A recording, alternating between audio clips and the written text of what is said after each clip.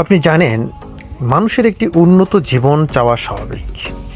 আমরা সকলেই আর্থিক স্থিতিশীলতা চাই এবং এমন কিছু আছে যারা সচ্ছল হতে চায় এবং যখন তারা এটি চায় তখন তারা যা চায় তা কিনতে সক্ষম হয়।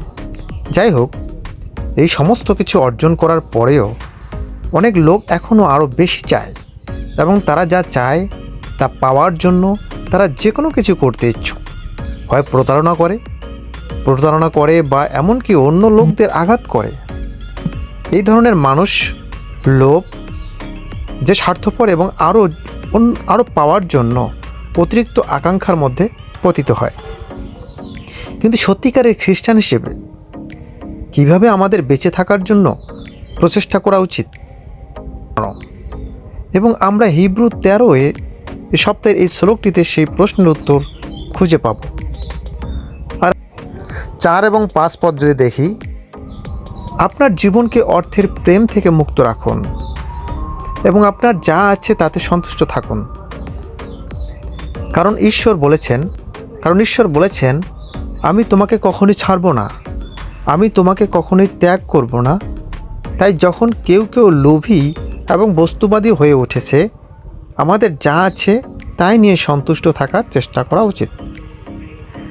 আমাদের উপায়ের মধ্যে কিভাবে বাঁচতে হয় তা শিখুন। আমাদের উপার্জনের মধ্যে কিভাবে বাঁচতে হয় তা শিখুন এবং বিশ্বাস করুন যে ঈশ্বর আমাদের সমস্ত প্রয়োজনীয়তা সরবরাহ করবেন।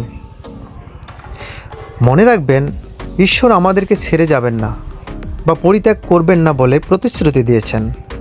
আমরা খ্রিস্টের মণ্ডলীর সদস্য সবসময় এটাই আশা করি।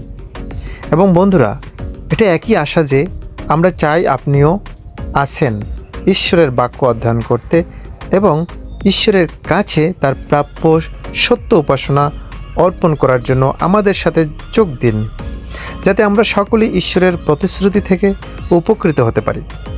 আমরা আশা করি আপনি আমাদের সপ্তাহের এই বাক্য থেকে অন্তর্দৃষ্টি এবং অনুপ্রেরণা পেয়েছেন। নিরাপদ থাকুন, শক্তিশালী থাকুন এবং বিশ্বস্ত থাকুন।